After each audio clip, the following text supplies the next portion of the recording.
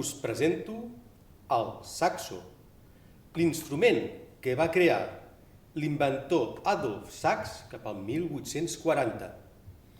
Habitualment el podeu trobar en jazz, però també sovint en pop, funky, blues, fins i tot en música clàssica.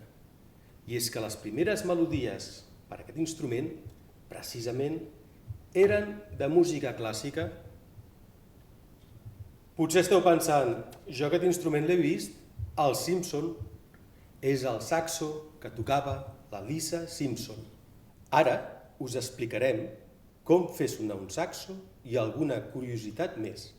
Veiem-ne les característiques. El so d'un saxo comença per fer sonar el bec.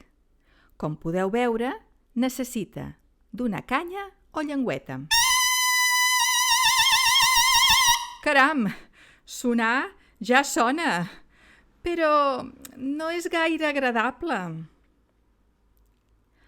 Per què no li afegeixes el tudell?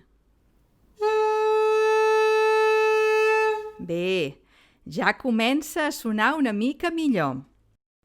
Doncs ja que hi som, afegeix la resta del saxo, si us plau. Ara sí que sí.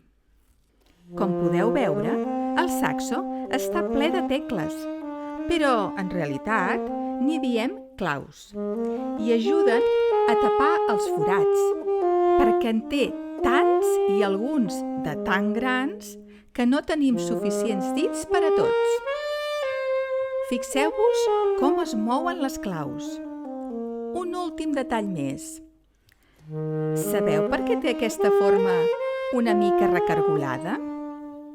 Perquè si fos recte, té el tub tan llarg que arribaria al terra i cada vegada que volguéssim tocar seria un desastre. Ep, on vas? Encara no hem acabat. Ah, ha anat a buscar el saxo més petit que existeix, el sopranino.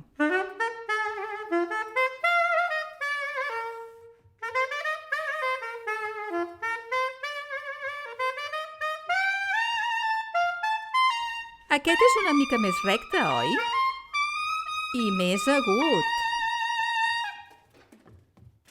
Quin és aquest instrument tan gros? És un saxo baix, que com podeu veure, és una mica gran i greu. Ja ho heu vist. Resulta que de saxos n'hi ha de diferents tamanys. Concretament, en són 8, des del petit sopranino fins l'enorme saxo contrabaix, molt més gran que aquest baix. Si voleu saber com funcionen els instruments de vent o us en voleu fabricar un, no us perdeu els vídeos de la nostra fàbrica d'estar per casa.